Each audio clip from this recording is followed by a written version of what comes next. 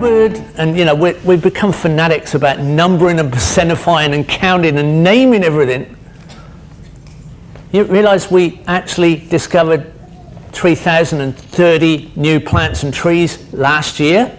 That's about how much we discover every year while we're destroying the world. We're still finding it, which is kind of bizarre, right? I mean, human knowledge started off looking at the stars and astrology and astronomy. That was like the ancient knowledge of mankind. And then they started to look at the earth itself, and then we got fanatical about numbering, percentifying and naming and classifying everything. And we're even changing the classifications of trees still. One of those 3,030 plants and trees that were discovered in 2015 was a legume tree, nitrogen fixing tree in the Congo that's got a trunk like this. It's not a little thing, it's a big thing, and we just found it and named it, of course, and put it in a classification. What I'm trying to point out is there's not a lot of point to that, and there is a new knowledge, not just in permaculture, but in the academic cutting-edge world. We're now studying how things integrate. That's become the cutting edge of knowledge, integration. Now we're talking kind of permaculturist style, because permaculture is a multiple of disciplines, and it's more about the connectivity of those disciplines than the disciplines themselves.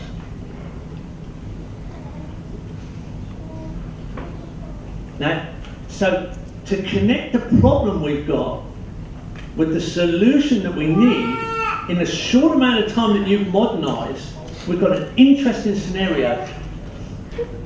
While we've got the energy to do it, now you're not just going to drop fossil fuels straight away, and you're not going to drop modern systems straight away.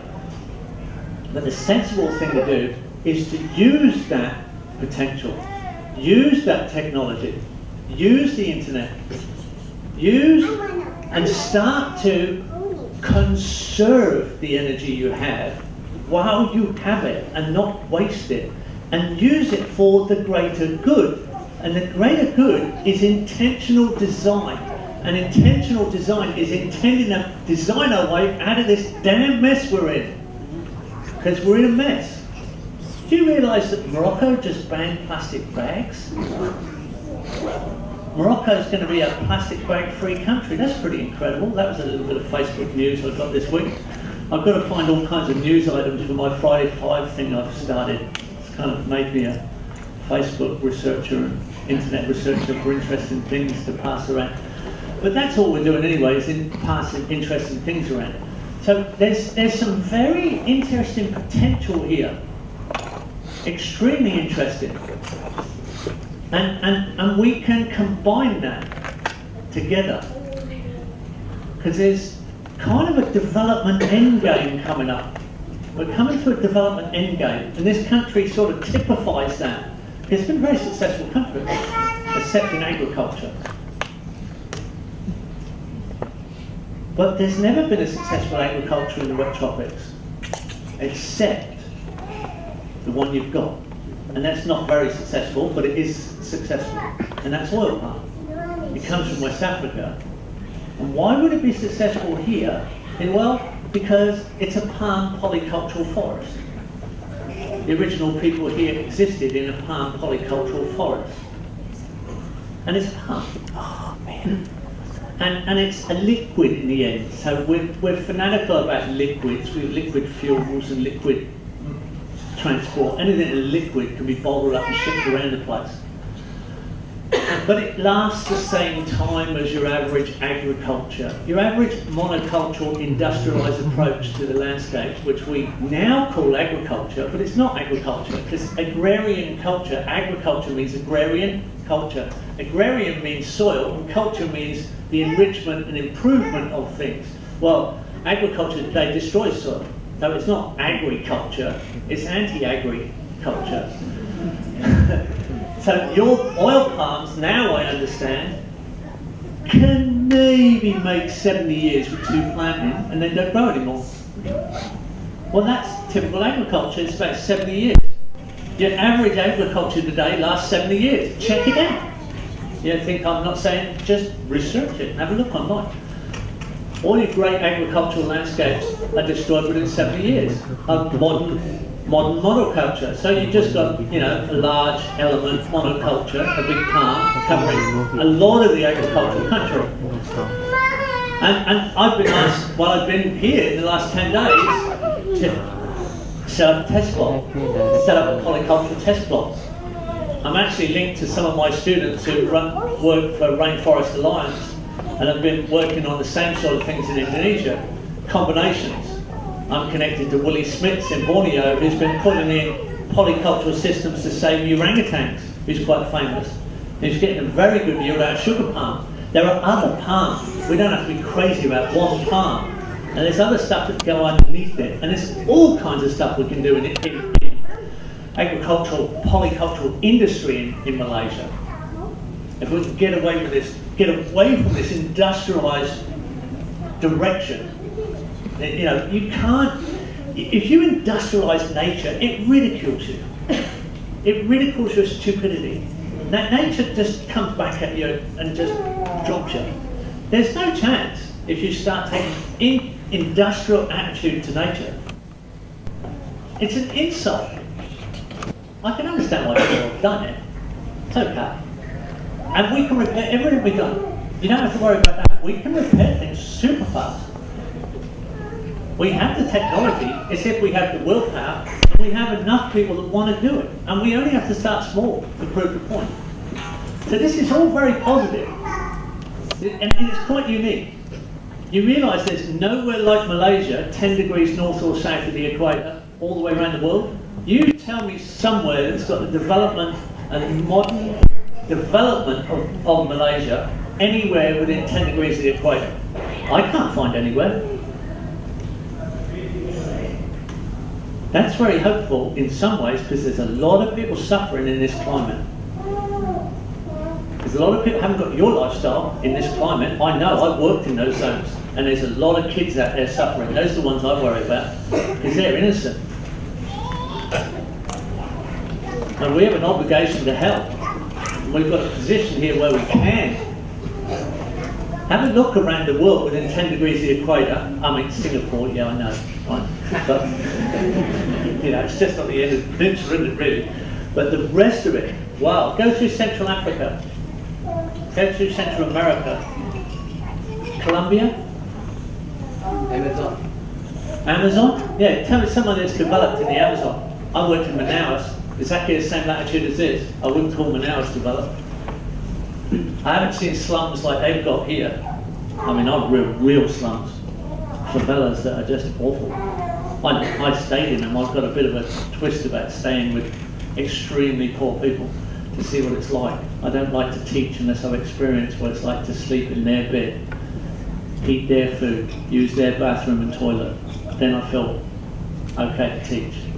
But anyway, I just want you to realise we're in an unusual position here. And there's a potential. Anyway, we have this most unusual site. And most unusual champion as well for the site. A Crown Prince who's in real support. I mean, I've worked with a gentleman, I've just stayed with him for nearly 2 weeks. And I've been communicating with him for 8 months. And I'm very surprised that someone in their position, doesn't have to do this, is a real believer in what we're doing. And has taken the course himself now. And he wants to train Malays. And that's right on my thing. That's right on my thing. My theme as a teacher is, I want you, if you're my PDC now, and I've taught in university kind of scenes like this, one thing I'm going to tell you is, I want you to be a better teacher than me. That's my aim. I want you to be a better teacher, a better designer, and a better consultant than I am. That's my job. And if I can do that, great, because I'm going home. I've got no problem with going home and gardening and working on my farm, and we did. But none at all. I live in paradise. But I have an obligation because I kept getting a result. Everywhere I teach, I get people fired up, and I get people doing stuff and active, and I keep getting invited to different situations. I'm training teachers to take over, but then there are more jobs keep coming in. This was one I felt I had an obligation to take up because it was so unusual. But my job here is to produce better teachers than me who are Malay speaking, who are Malaysian. And my brief here is to put a super team together to come over, and I mean, I've been able to get the A team of permaculture, the best, because I've described what we're at, where we're at, and who we've got behind us. And in my opinion, I've got the best polycultural plant expert in the world in permaculture. I've got the best bamboo expert. I've got the best town planner. I've got the best business consultant. You know, I've got the best architect. I've actually got the best equine permaculture expert, horse permaculture expert. You know, and everybody said yes, out of the best that I've inquired in the last 2 weeks. And their brief has got to come through me, and that is, we're going to train Malays to do the job as quickly as possible. Get out of the way. Give them the best mentoring, the best training, stay as advisors at a distance, and let it rip. Can we just say Malaysians? Why Malays specific, that ethnic group? Just Malaysians. I don't know the difference. Thank you very much, sir. Malaysian. We'll get in the zone here. I don't know. Thank you. So I have to say Malaysian, right? My apologies.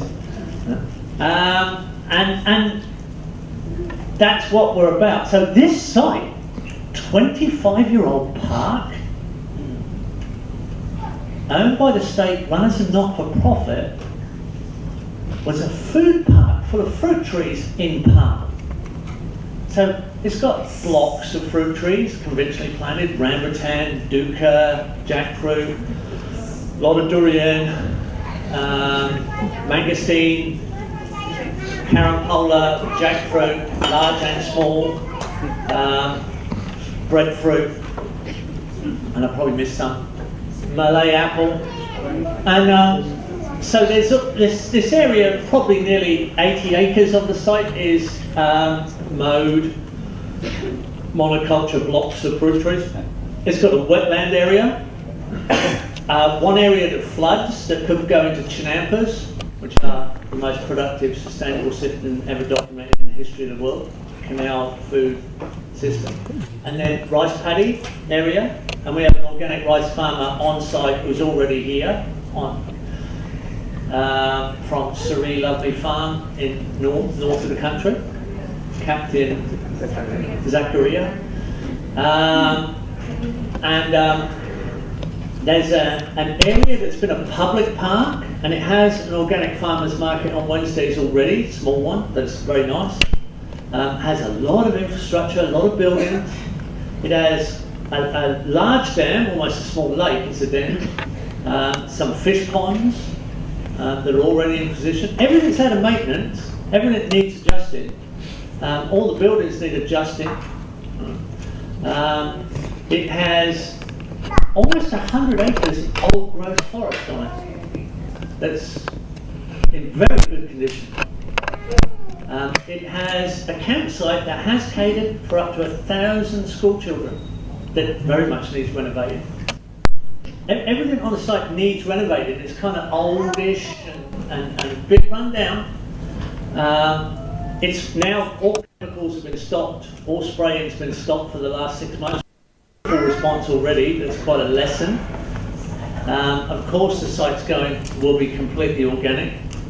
Of course we're going to do water harvesting systems and water rehydration systems, because people are starting to complain about dry periods, because people are getting more than 12 to 15 days without rain, which is a drought in this climate. We're going to put in more agriculture ponds.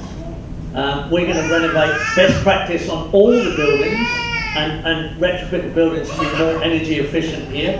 And of course energy efficiency in this climate means orientate the wind first, full shade, and the sun should not touch the walls of the house between 9 o'clock and 3 o'clock, if possible. No thermal mass, outside kitchens that are well ventilated, safe water off the roof, and safe toilets. But we'll be putting in alternative waste systems, so we'll be putting in biological cleaning systems for both grey water and black water. We'll be putting in solar hot water and solar energy electricity all the way through, standalone mains grid switch not pay back to the grid. We're not going to feed the dinosaur. We're going to use the dinosaur when we need the dinosaur, but not most of the time, which is the state of the art. That's how it's all gone around the world. I'm very lucky that I'm in connection with all the state of the art practices. I wouldn't call myself an expert in any of them much, except earthworks, which has been one of my things. But I have connections. I'm a generalist that knows how to connect things together and connect people, and I've been very lucky and privileged to have worked with a lot of experts in all these fields. So this is going to be a best practice scenario, and of course I'm sure we will be able to do it better in the future.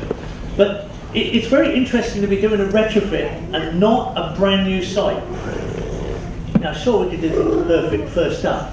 Can you retrofit what you've already got? Because we've got a lot to retrofit out there, especially when you look at Kuala Lumpur. Right? But so this is going to be an absolute classic. There will be education on site. There will be internships on site. There will be a bamboo production area and processing area on site for doing more than just normal bamboo, but also doing flooring and composite beams and structural strength combinations, which is all the modern stuff that's going on. And all your food gardens. There's small animals already. We've got 2 chicken tractors roving around the site already. And we're already finding issues with mongoose we've got to deal with.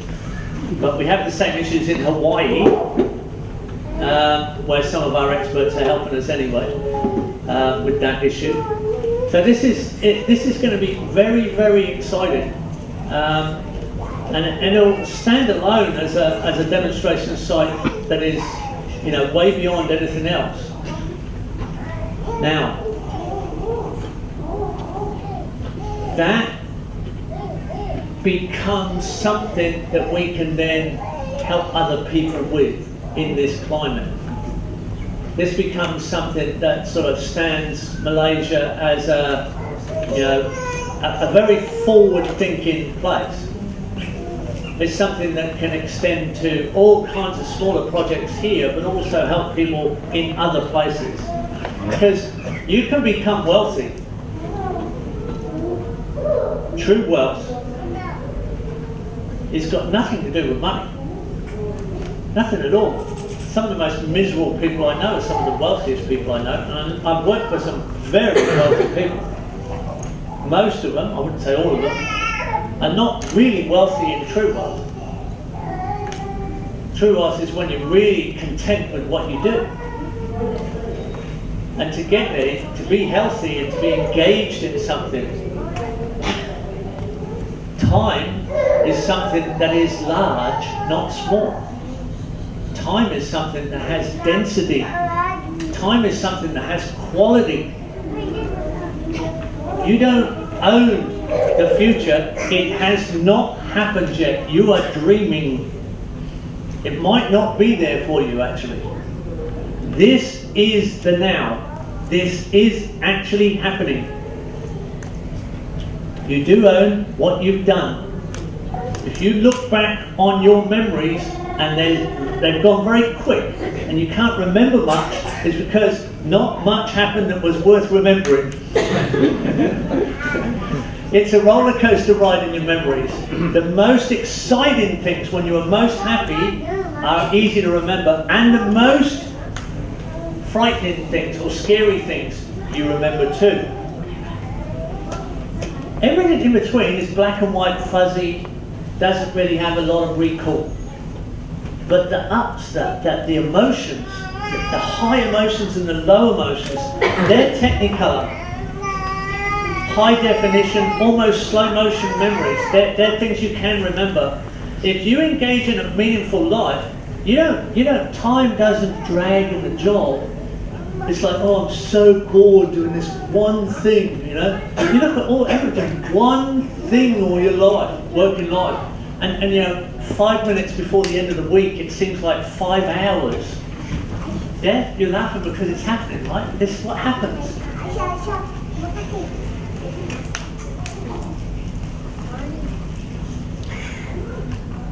When you're engaged in something really, really meaningful, time, you don't notice time. Time's just happening. You're in there, you're amongst it, you're doing it, right? There's no relationship to how long it's taken. When you look back, it's huge. It's huge. That 5 years feels like 50. It's massive. Because it's all meaningful. It's all anchored. It's all relative. It all has something that relates to you. Malaysia didn't relate to me very much, 8 months ago. Now it relates to me. The last 10 days has felt like at least 10 weeks. I'm exhausted from thinking about Malaysia. It's just like blown out of my mind. Malaysia's got this massive, great big file in there now. And I love it. It's great. It's a real challenge. For me, it's like being in a frontline fight in an army to save the world. This is a battle we've got to win. Because if we lose this one, the lights go out forever. It's not a nice scene if it goes wrong now. And a lot of innocent little kids don't deserve it. Now, we can do this. There's no problem about doing this. None at all. We can definitely do it. All the technology is there, all the information is there. It's whether you want to do it and you want to get engaged, want to go for it. And you can start from the smallest. It doesn't matter. Don't think you've got to do something big.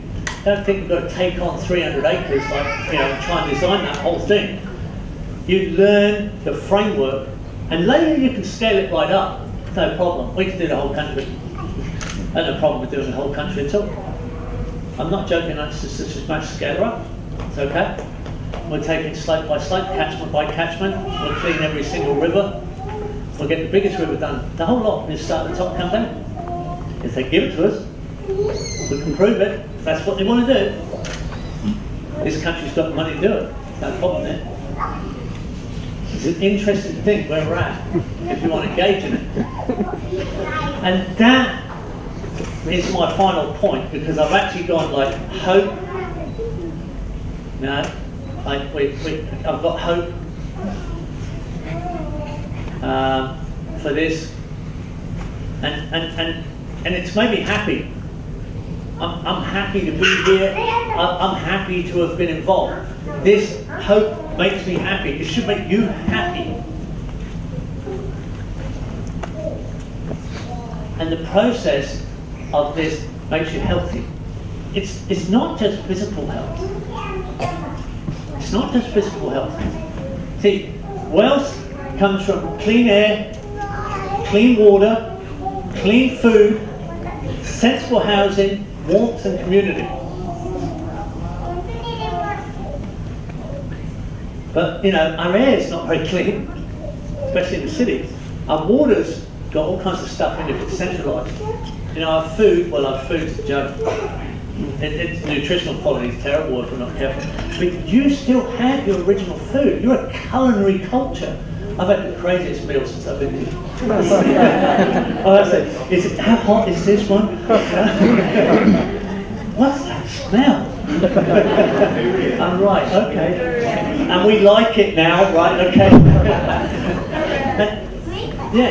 And we've made some Arabic meals. Well, I haven't. My wife's made Arabic meals, and you seem to like our Arabic meal. My wife's Arabic meal. But sensible houses. Wow. If fossil fuel goes off, what are we going to do? Knock holes in the wall? Because the air conditioner won't be working, And like I said, there's a set of golden rules for a tropical house. They're pretty simple, actually. This is one of the climates where the house design is pretty strict. One of the problems is you don't die from a bad house design, you just have an uncomfortable house if the power goes off, or an uncomfortable budget to pay for the power. Community? Warmth, well, it's easy to say warm enough here. It's really cool enough. Are you cool enough? It's a heat stress climate, isn't it? You only have 10 degrees difference in temperature from the warmest to the coolest, like 32 to 24 is the average right across the country all year. Your daily hardly changes. You know, you've got a constant humidity of 82 degrees. No wonder things grow quick at 82% humidity. I've had to look all this stuff up. But community, it's a neat community, isn't it? It's a mixed community. You know, everybody goes back to their village. You know, like that's a phenomenon at a certain time of year. That's still community. That's neat. Health is not just nutrition. It's clean water, clean air, good nutrition, good sleep, enough sleep, regular sleep.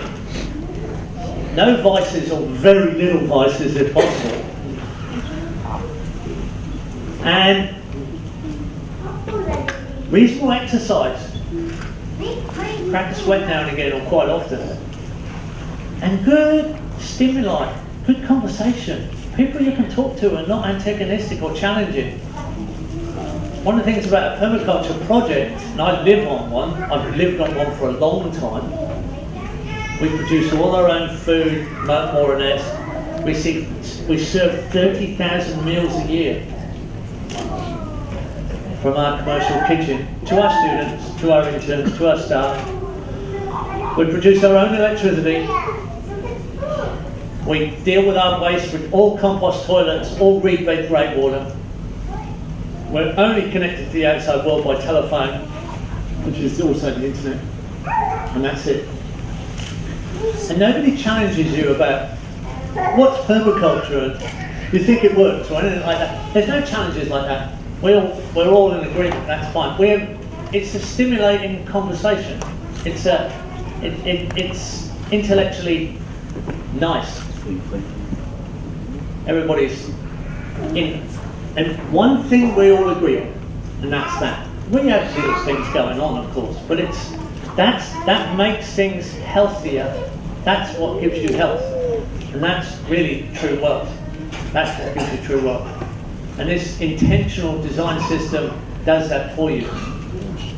And starting the journey where we're at now in Malaysia is a great place to be, actually. It's a really, really exciting place to be. And I think whether you want to be involved or not, it's actually going to happen.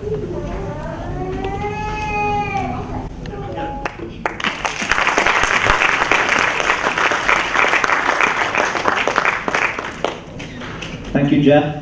That was inspirational, full of hope, and also a launching pad, I hope, for many of you in the audience who are interested to take part in the initiative that Geoff is involved with in Taman Pertanian in Kuantan.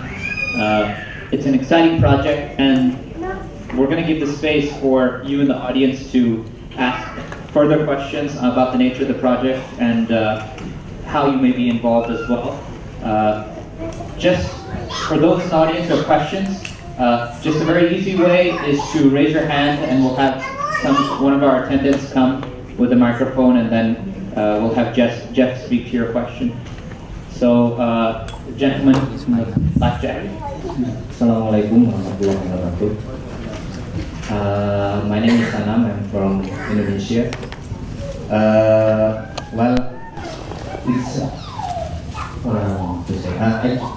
I'm quite inspired by Geoff. I saw your videos in YouTube and I also try to practice by myself and friends in Indonesia. And one thing I want to share with you is that first, I follow your meeting with Habib Umar in Hafiz, which is my teacher also. And one of his students in Indonesia who built the same madrasah, the same school with him is Habib Saleh Al-Jufri. The name is the same, Darul Mustafa in Solo, and I'm working with him now. That we would like to, to inspire all the madrasah in Indonesia mostly about permaculture and how to develop this type of approach on design to be included in the madrasah's planning. So, and we will make a series of PDCs. I thought once with Salah, because Salah is fluent in Arabic. Most of madrasah in Indonesia, they don't speak English. They speak Bahasa Indonesia and some Arabic. So yes, we like to be part of your project with Darul Mustafa in Tarim. We have Darul Mustafa in Indonesia, and actually, according to Habib Saleh Al-Bukri himself, this is the only Darul Mustafa branch for the entire world. There's only 2 Darul Mustafa, one in Tarim, the other is in Indonesia. The second thing I want to share also that there is a very limited permaculture book in our language, and Indonesia is a little bit different with the Malaysian, because Malaysian colonized once by British, which then more fluent in English. We are from Dutch, so it's very rare for people from Indonesia to speak in English. So for people in Indonesia, especially people in madrasah, they can get the idea of permaculture. So that's why I initiate to make a book, a permaculture book, based on my experience and maybe with other references around the world, and of course from you, that this book will be written in Bahasa Indonesia. So that's what I just want to share with you and friends here, that the hope is inspiring me, and I want to spread the hope to Indonesia. Thank you. Thank you.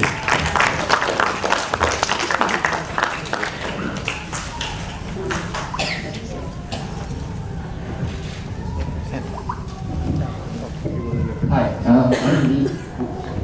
I'd like to ask your opinion on this current culture about biodynamic in Australia, and also is applicable, is it in terms of organic farming, biodynamic, and after that permaculture, do you see permaculture superseding biodynamic or organic farming in the after 70 years or maybe more than that?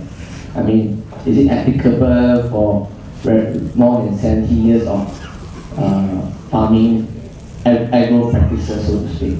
Or do you see like permaculture will complement the practices in biodynamic? Because most of, I'm a bit confused about the so-called the agro politics about, some say biodynamic is far superior to I gotcha.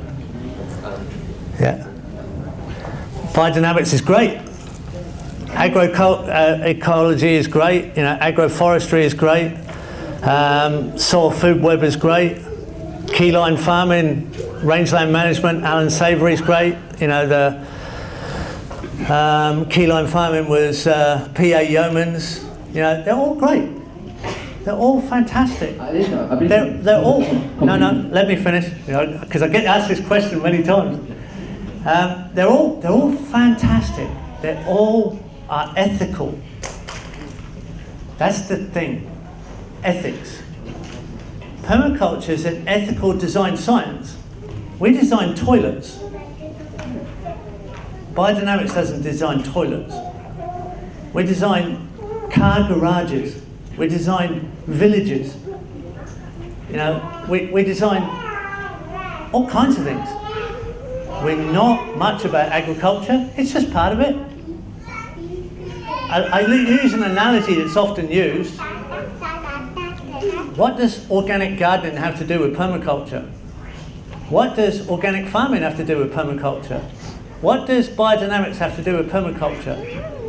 Well, they're kind of like a coat hanger in a wardrobe. And they're a coat hanger that probably has one of your favourite jackets on, or your favourite dresses if you're a lady. Now, there are many clothes in that wardrobe. And the reason you hang your clothes in a wardrobe is it organises the clothes. You can hang your clothes on a piece of string, but if the string breaks, they all fall on the floor in a mess. and that might often happen depending on the strength of the string. But a wardrobe is a self-organising piece of furniture, and all the clothes fit in sideways on, and you can have all your shirts at one end, all your jackets at the other end, or all your dresses, all your skirts at the other end if you're a lady. You have a shelf at the top for your hats, and a drawer at the bottom for your socks and your undies, right? And you even have a mirror on the front or a mirror on the inside of the door, so you can see what you look like when you're dressed, to see whether it matches, right? That's how you select your clothes. And then you can shut the door and it's all tidied up. We don't design coat hangers. We design wardrobes. That's what you have to always remember. You know, I could talk to you a lot about solar power, solar hot water, cook stoves. I could spend a whole lesson talking about thermal mass heaters that run on a small amount of sticks that you can grow forever on a little bit of coppice in the trees. And I could talk to you about, you know, battery storage, solar powered systems that I've run on for a long time, and which batteries are working. You know, we cover all kinds of subjects. Some of it, of course, is agricultural, because it's how you supply your needs in a way that benefits the environment. And you can do it biodynamically in permaculture, or you can do it in all those other methods, as long as they're ethical. We're an ethical design science. That's what we are. Bill Mollison once said that permaculture is a little bit like a revolution. I'd call it an evolution. Leave the R off. I think it's an evolution of the human mind in the way we think. When we started to read and write, it's said now the new neurological sciences can actually use ultrasounds to see one synapse of the brain fire. We think now that the human brain actually got a little bit bigger when we started to read and write. We started to use reading and writing to describe the world. There was a time when we didn't do that. I think the human brain will get a little bit bigger when we start to intentionally design our way out of this mess. Because if you ask anyone who's done a PDC, and I worry about this, they'll say to you, it was a transformational event. I see the world differently. I see it through these different eyes. And people say to me, you've ruined my view of the countryside. So I'm sorry, but it needs ruining a little bit so we can get it right. Now, Bill said that permaculture is a revolution disguised as gardening. He's a bit more contentious than I am. He can be, he's the founder. So that's the way to think about it. Let's not get in competition with who's the better gardener. I mean, I know some phenomenal gardeners. You know, I'm an average gardener, I'm okay. I'm an average seed saver, I'm okay. You know, like, I don't think of it as good or bad. I just think of it, of course I'm a gardener, that's just the way you live. You've got to know that stuff, how you provide your needs. What I'd like to say is I could grow a lot of food on a very small amount of area, and I think that's what we need to improve. We need to take up less and less of the earth. That's the challenge. Take up less and less of the earth's surface to maintain our needs. I don't think there's a population problem. I think there's an intentional activity problem. We probably need the amount of people we have on earth now all working the right way to fix it. You know? So reducing your footprint, reducing the area. I have a student, it's very interesting, a lot of people don't realise the smaller the area, the more production per square metre. Did you get that? The smaller the area that you're using, the more production per square metre. So I have a student in Sydney who produces 70 kilos of food on 20 square metres of balcony every year. That's equivalent to 35,000 kilos on a hectare. You can't produce 35,000 kilos on a hectare. You can't. Not possible. But she gets that production per square metre on 20 square metres. Because you can be more intimate in the relationship. It's the relationship.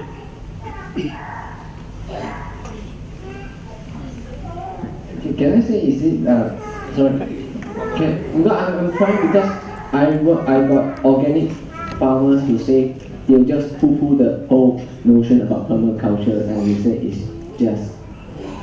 it doesn't complement the existing biodynamic or even organic farming kind of thing. So I'm just, You can be very destructive as an organic farmer. I've seen some extremely destructive organic farms that are eroding landscape and enslaving people to work. There's one actually in California I've documented because it's on the way into a permaculture site. It produces, 40 tons of carrots per acre organically, and slavery Mexicans and pumping down the water table in the desert. It's trendy organic carrots, but no sustainability about it at all, and brings in tons of compost shipped almost 200 miles. It's organic, but in conventional patterning, it's industrial organic. Industrial organic, unfortunately, can be a bit of a smokescreen. Slightly better than chemical, but can be just as exploited. So that's where it comes into patterning and the relationship that maintains stability.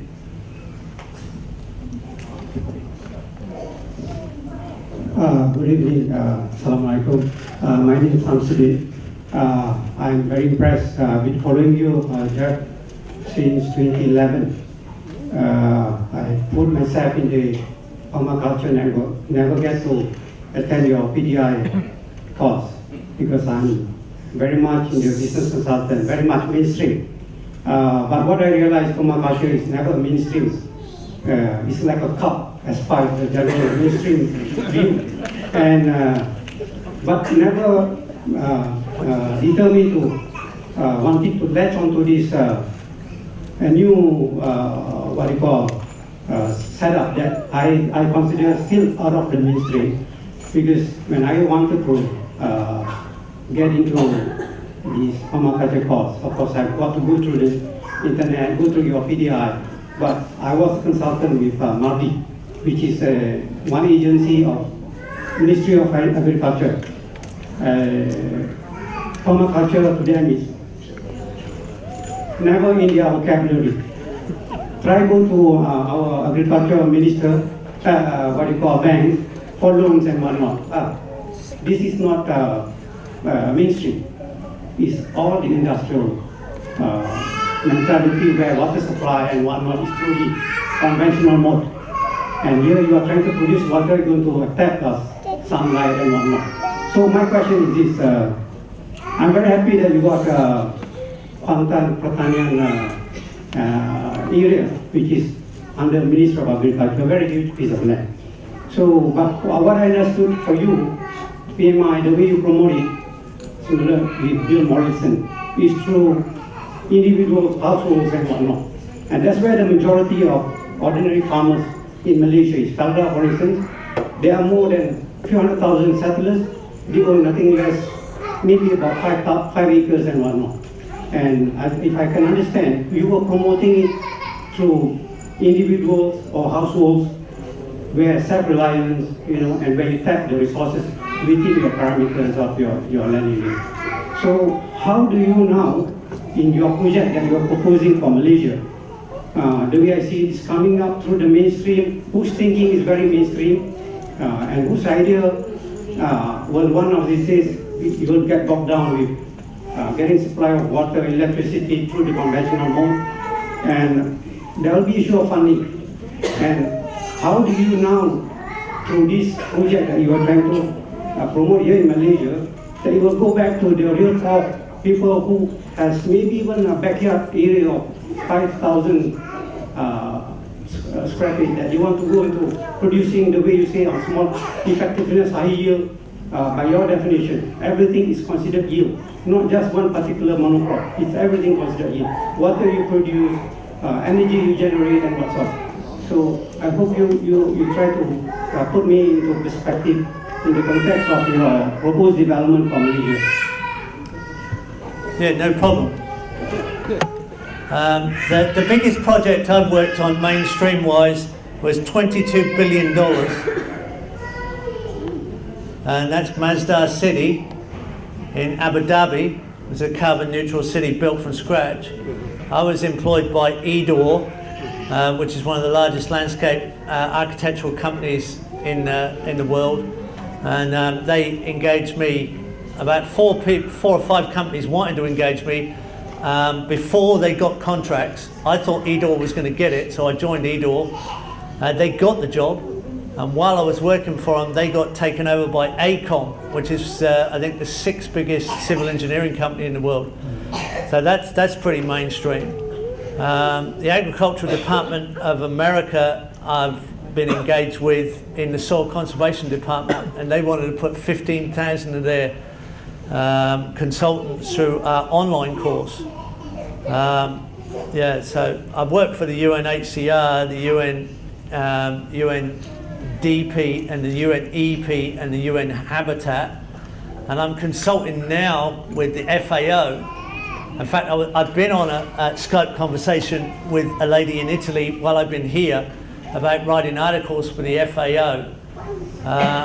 And it is about small farmers, because the FAO have admitted that only small diverse farmers will feed the world from now on. And large farmers won't actually be able to do it. So that's the mainstream. The mainstream's going towards smaller farmers. So 5 acres, these 5 acre plots that you've got around, and I've had a look at a little bit at those around Kuantan. They're very interested, because the future farms will be those 5 acre farms that will give us food supply, and good food supply too. Local food, extremely diverse in this. You're already diverse, but unfortunately not a lot of it's produced in Malaysia. It's brought in from Thailand and other places for no particular reason. When people want a better lifestyle and you've got land, it's just that it's kind of been disfavored or discoloured, or it's not looked up to. I mean, in Cuba, when Cuba got dropped by the and I've consulted in Cuba for the government on water harvesting. In Cuba, when the Russians dropped Cuba and they had to stand alone and go organic, and it's not perfect. Look, organic by sanction or permaculture by sanction is not the same as permaculture by choice. When you choose the intention to go this way, it's completely different to being forced to do it. But anyway, some of the highest paid people in Cuba were the farmers. They were paid more than the doctors, because they realised you don't need a doctor if you haven't got food. And if you have good food, you actually don't need a doctor that much. Right? What would you rather pay? The farmer for most of your life and not need a doctor, or take the risk of eating this limited nutritional food, which also has potential problems, and somewhere in your middle age to later part of your life be dealing with the last part of your life in terminal, scary illness, paying the doctor a lot, or spending a lot of time at a doctor? You're much better off paying the farmer. But the truth is, it shouldn't be more expensive. Organic food should be cheaper than conventional food. It's cheaper to produce if you do it right. And I haven't seen a culture that's got more potential than Malaysia to do it, to tell you the truth. You've definitely got the climate, you've got the potential, I've seen those 5 acre blocks of vacant land. There's a lot of 5 acres around town. I think there's a lot that people, what am I going to do with 5 acres? You know, people don't know what to do. And they go in and mow it and put a fruit tree here and there with mown grass. Have you had a look at the forest? It doesn't grow like that. Only 2% of the sunlight gets from the canopy to the floor in these forests. The natural forest here has the more layers than any other forest on earth, the wet tropics. You've got to start looking at the teacher, the lessons there in front of us. I mean, it's just the way you do it. It's the way you design it. Exciting times, but I'm sure that there will be opportunities in the Ministry of Agriculture. There will be opportunities in the mainstream here, and I think Malaysia will influence a lot of other countries with it. And if we have to bring in reference from other countries, we can.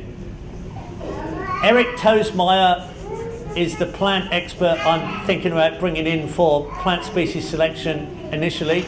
He's a lecturer in Yale. He lectures on permaculture in Yale University in America. That's one of the top universities. We have a degree in permaculture, a degree program in Central Queensland University in Australia.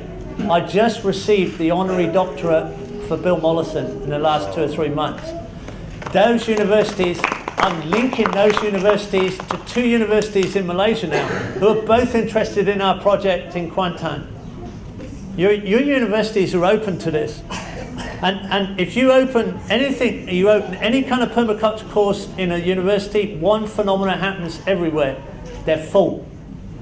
You won't have any places in those courses, they'll be full. They'll fill. The young people want to do this. They don't want to do agriculture.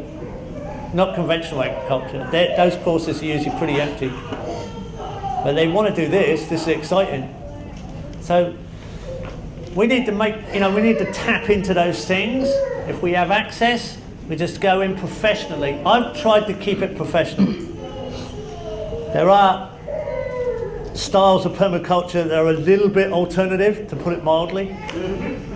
I've tried to stay away from that and go into the more serious, potentially scary side of it, where you've got to put the corporate camouflage on and go in and present properly and professionally, because that's what I think, that's what we need to do.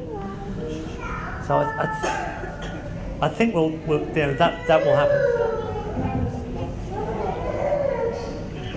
Thank you so much. Your talk and the Q&A has been really informative. I was going to ask you about whether you've done any desert, what do you call it, rectification, and you mentioned Abu Dhabi. Maybe you can share a little bit more about that. That's my first question. Second question is, you mentioned about retrofitting houses. In Malaysia, DIY is not exactly developed industry, so to speak.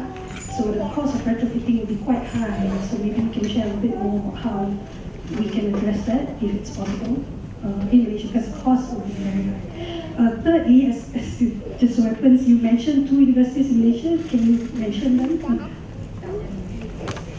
Which ones? Thank you. Oh, I can if I can remember the names. It's not my job to remember the names. One of them's near Kuantan, it's in Penang, and it's south. Yeah. Pahang? I believe one of them is in Malaysia, Pahang. Yeah. The other one I'm not sure. It's got an alternative energy mosque. It's at near the mouth of the largest river. I remember those bits. Pahang, yeah. What is it? University of Malaysia, Pahang. Yeah. UMP. Yeah. All right. And the other one is. Oh, here we go. The other university, Putra University, Malaysia. Putra. And the other one? UPM. Yeah, those are the 2 so far. Right. Yeah, we have a project in Jordan that's been going for a long time. I was consulting for an NGO from Japan on the Central Highlands deforestation in Vietnam. And I got called from there. Nico is a Japanese NGO, and I was working in Central Highlands, Vietnam, in the clear-cut areas for coffee. And it was pretty rough work. And then they called me into Jordan because they had a contract with JICA, is the government aid organisation of Japan, and Jordan has a large NGO called Geoff, and Nadia was working with Geoff. That's how we met. So in 1999, I got asked to go into Jordan and consult on 10 acres of land that they wanted to demonstrate sustainable farming, sustainable agricultural project. And it was like, you may have seen the video, Green in the Desert. It was like looking at the end of the world. So that's my first big project in desert. I'd done some desert work before, a little bit. Where I live in Australia is subtropics, quite green. But I've done desert work in Central America and South America a little bit. We got a big success in Jordan because we sort of turned around a very desolate piece of land. And it's really good to do that sort of work because it stands out, you know, in such degraded landscape. It's the lowest place on earth as well. You look up to Jerusalem and Jericho's right in front of you. So we're 400 meters below sea level. Very high temperatures. And then that led to other work. So one of my students came in, funded by Princess Haifa in Saudi Arabia from Jeddah. And her, she was been involved in aid for a while. And her brother is the governor of the state of governance of Mecca. So we've got a project in the governance of Mecca. It's a large project and it's called the Al Baida project. So Jordan's 150 millimeters of rain. The Al Baida project is 75 millimeters of rain. It's very small, 3 inches of rain. That's going pretty well in a very hostile area, resettled Bedouins. Then since then I've worked, as our brother at the back here from Indonesia said, I've worked for Habib Omar in Dara Mustafa in Hadramaut, and that's only 70 mil of rain. And we have a project ready to go there. We do a lot of work partnered with Muslim Aid Australia, who are absolutely exceptional as an aid organisation, incredible. Some of the best figures and numbers we've ever seen. And all their staff have taken my course. But they are very, very, last 4 years, 3 to 4 years, their work has absolutely shone out. You know, they've tripled their donations and they've reduced their administration down to a quarter. They're at 4.8% admin, which is unknown. Those are our main desert work. We've done, and on the 19th of August we go to England, but then we're 2 months in Jordan. We're 2 months in Jordan every year. So we do quite a lot of desert. And houses, if you're converting a house or retrofitting a house or building a house, your architect should be paid for how much money you save in energy it costs to run the house. If it's a brand new house, it's the lack of embodied energy to build it, like the materials and the energy of manufacture of the materials and how long they last. It's always, whatever you buy in equipment or materials, it's the energy that it takes to manufacture it and how long it will last. That's the energy equation. Now then, with an architectural building, it's then the other figure you add on is the energy it takes to run the house. Because that's how you should pay your architect, and no other way. Because that's what he's worth paying. Otherwise, you're paying him to cost you more money. Now, with a retrofit, you're not building, you're adding extra materials or taking materials out. But it's a similar equation. Any materials you add, the embodied energy of their manufacture over their lifetime, and then the energy the retrofit saves you in energy to run the house from then on, or the reduction in energy. You need the baseline data of what it costs to run your house now or wherever you live in, and then how much are they going to save you by doing this retrofit? And that's a business. Nobody started one, I expect, that's all. It's like reed bed grey water. I mean, I'm surprised there isn't reed bed grey water businesses. There are, we started them in Jordan, they're booming. I'm surprised there's not a lot of solar hot water on your houses. What, you short a sun or something? I mean, like, why are you paying electricity for hot water? It's free once you've bought the right equipment. There is, I did see some today. There was one set of units had flat plate on it. I tell you what, evacuated tube hot water would boil here. If you were allowed to let it come out of the tap, which you're not in Australia, you have to put a governing valve on it. But you wouldn't have to boil a cup of tea. The sun would boil it for you in the middle of the day. Imagine how much energy that would save. No reason why we're not doing it. It's cold showers I have a problem with here. Yeah. The water's never cold enough. You just come from the wrong origin, that's all. What ladies here don't want hot water? If you're a lady here who doesn't want hot water, put your hand up. See, there are no ladies putting their hand up. I've asked this question in the topics before. Which ladies do not want to wash their clothes in hot water? Oh, well, all right. You revolutionaries, you.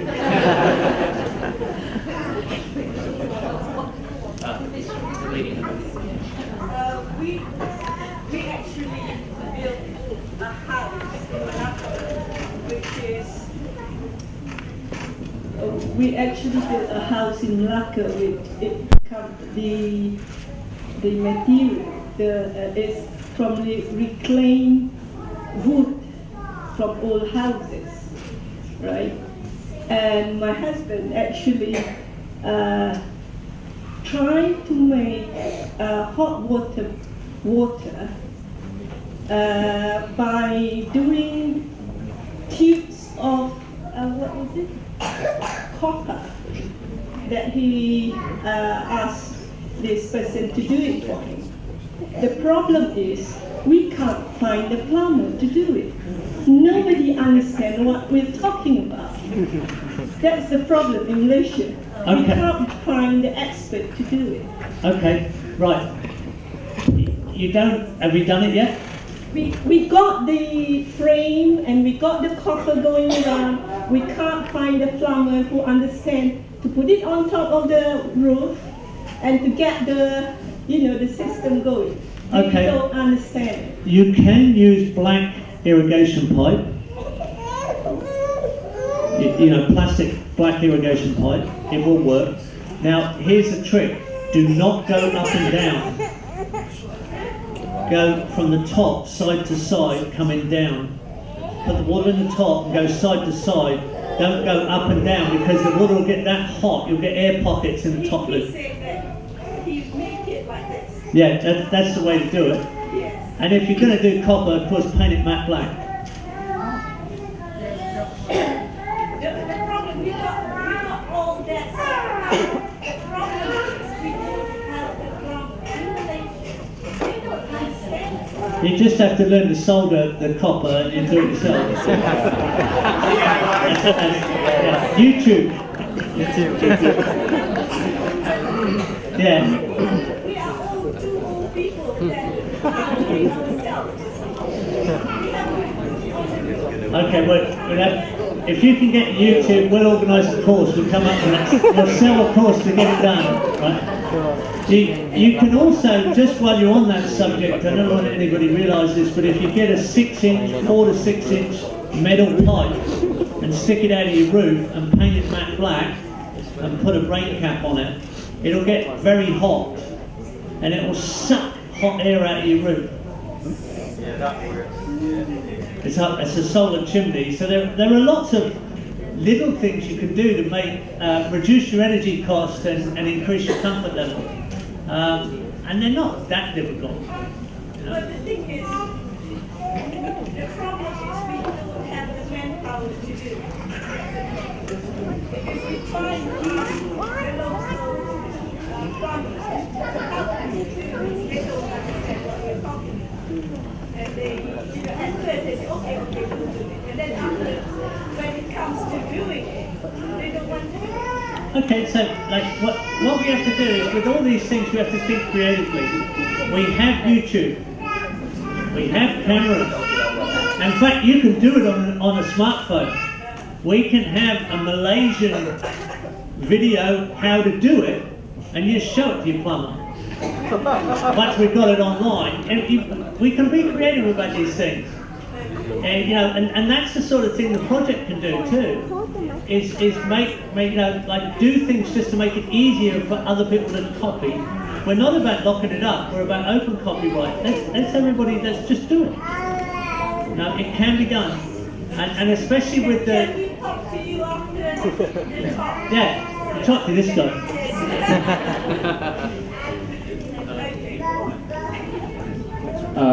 At this point, we're going to have to wrap it up. We're just going to have to request those who have questions to maybe redirect them later on. I'll just ask though, Geoff, because a large part of our audience is city dwellers, I'm assuming perhaps most, if not all. And as urbanites, maybe not all of us may have access to Taman Pertanian type projects, which are large scale. So for us who are interested in urban agriculture, to do some efforts in the city, in the environments where we live. And I just say this because I'm a member of a team called Urban Hijau, and we have a urban farm in TTDI that we try and manage, and we try and use as an example for others. But maybe if you can give us a parting message just for what we should take in the city in this Malaysian context, maybe a few last words on that topic. Yeah, I think in the future urban agriculture will be almost an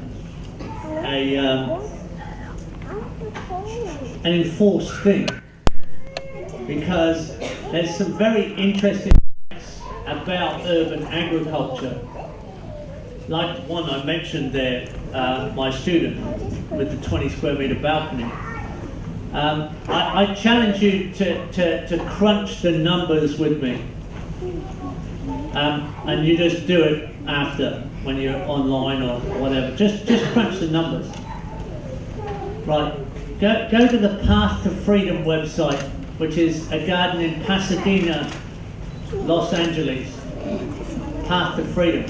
And look at how much food they produce on the area.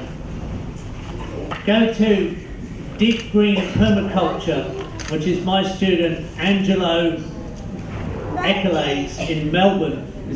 It's a Mediterranean climate. He produces on 60 square metres of garden.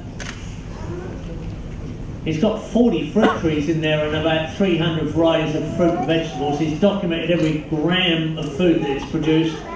And it's all on my video, on one of my videos. I even put the overlay figures there. He's a pharmacologist by trade. He's now a full-time permaculturist, advising the local council and working in an organic nursery. It's phenomenal how much people can produce in a small area. And go to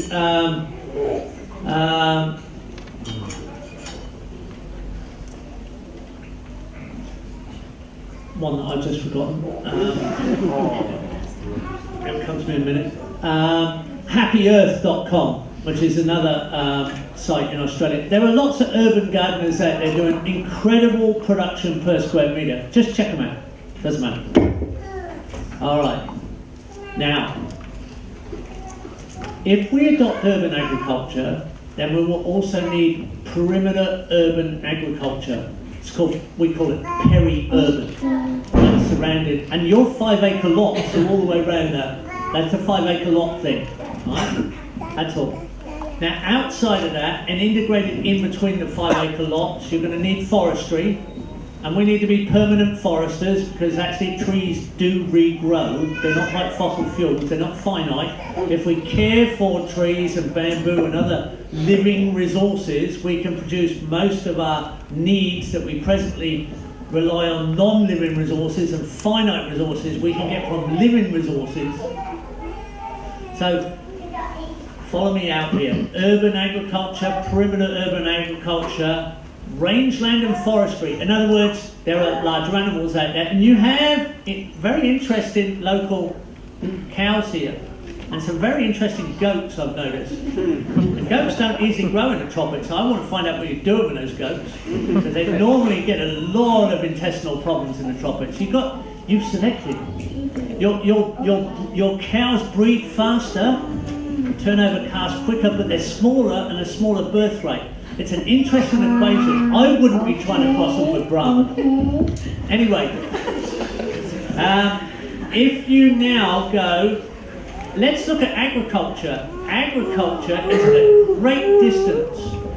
You're actually trucking stuff in from another country. Most people are doing that. They're moving stuff right around the world. So we're moving stuff all across the world at great expense of energy and cost. And enormous amounts of it is wasted in transport and sale. Just look at the figures on how much agriculture wastes. It's about 85% loss of what's produced at the farm end to what gets to the consumer. And now let's look at the quality. Now, what have we done to food? Wheat, just wheat, which really is a dry land thing. Wheat is 1/12 as productive and 16 times less nutritious. It's 12 times more productive in weight, but 1/16 the nutrition. So we've done that a lot. We put up the weight, we've dropped the nutrition, and then we processed and dropped nutrition. And in a lot of countries, you can't feed your pets what you're allowed to feed your children. In a lot of first world countries, there's higher regulations on pet food than children's food. That's disgusting. Now, okay, listen to this, and just, this is going to sound contentious, but I challenge you to go and find the numbers. We can produce, and I'm using my words very carefully, we can produce the same amount of nutrition on 4 to 6% of the equivalent area we now use to produce in agriculture. Now, what I'm saying is nutrition and not food, and I'm not saying we want the same area, I'm saying the equivalent area. So in other words, it has to be urban, a perimeter urban, or outside of that rangeland and forestry. 4 to 6% of the equivalent area, we can produce the same nutrition. We don't want the same land, we want the land urban, perimeter urban, rangeland management, rangeland forestry outside of that. Now, that means we're all employed meaningfully. We've got hardly any transport costs. We've got minimum food miles, minimum food time, minimum food guilt. It's fresh, it's local, it's ours. We are the people of the land.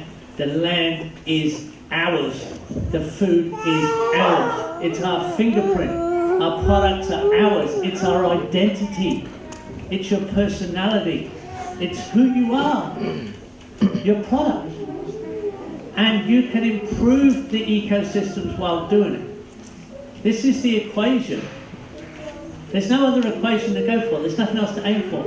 You should be creating soil as you produce product, not destroying it. The soil should be getting better in quality and larger in quantity. That's the challenge.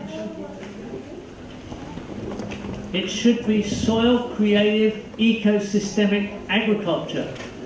Where's our organic farmer? That's organic. That's the real organic. It's ecosystemic soil creative. That's the new label. That's the label we want. That's the label to buy. You know, it's creating soil from an ecosystemic process. That's beyond organic. Thank you very much.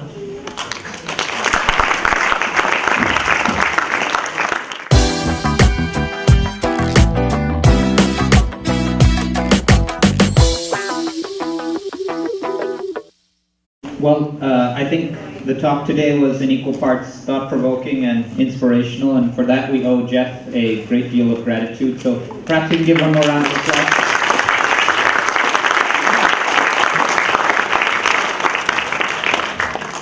not only for Geoff, but also for Tengku Amir, who heads the Taman Pertanian project. We'd like to convey our thanks. He could not be here today, but we appreciate him bringing Geoff here and giving his wealth of experience to us, for this occasion and for other occasions, hopefully in the future. On behalf of Murujan, I'd just like to call Giovanni here to give Geoff a small token of appreciation.